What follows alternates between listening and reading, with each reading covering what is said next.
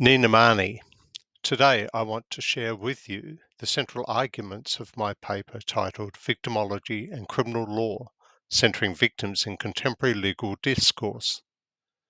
For much of modern history, criminal law, particularly in adversarial systems, has focused almost exclusively on the accused and the interests of the state.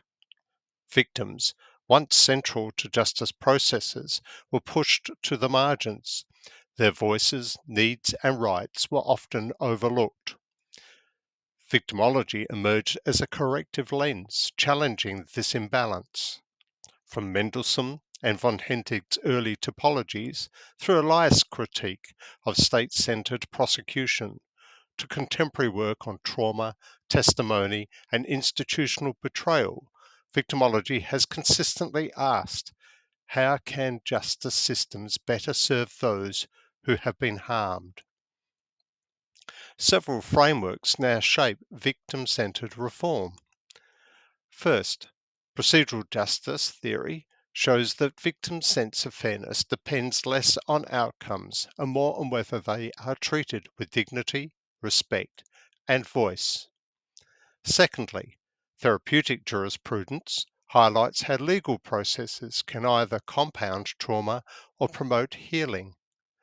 Thirdly, human rights approaches insist that victims' participation is not a policy choice, but a fundamental entitlement. Fourthly, restorative practices offer practical models for dialogue, accountability, and healing beyond adversarial limits. Together, these perspectives argue for systemic transformation, where victims are not passive witnesses, but recognized as rights holders and genuine participants. In practice, reforms have included victim compensation schemes, independent legal representation, specialized courts, and restorative processes. Yet progress has been uneven. In civil law jurisdictions, victims often have standing as co-prosecutors. In common law systems, however, participation is more limited, often confined to victim impact statements. International frameworks such as the United Nations Declaration of Basic Principles of Justice for Victims of Crime and Abuse of Power provide important benchmarks, but implementation remains inconsistent. It seems to me that Lord Stein's articulation of the triangulation of interests, that is, balancing the rights of the accused, the interests of victims, and the public interest, remains a useful guide to reforming ways justice is administered. Despite reforms, however, barriers persist. For example, secondary victimization through insensitive questioning, delays, or lack of privacy. Institutional betrayal, where systems that promise protection instead perpetrate harm.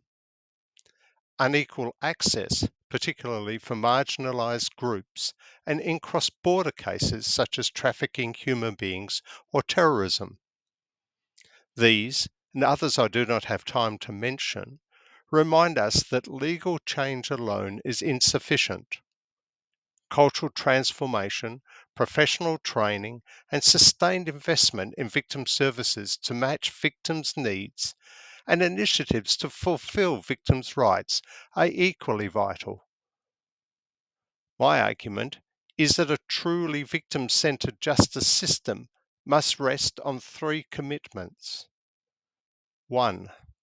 Recognizing victims as procedural actors with enforceable rights. 2. Embedding trauma-informed and culturally competent practices across all stages of justice. 3. Co-designing reforms with victims themselves, ensuring that lived experience shapes policy and practice. Ultimately, justice cannot be measured solely by offender accountability. It must also encompass dignity, agency, and healing for those harmed. Victimology provides both the critique and the blueprint for this transformation. Thank you for listening, and thank you also to the conference organisers and hosts for, among other things, creating a forum for valuable dialogue on important issues.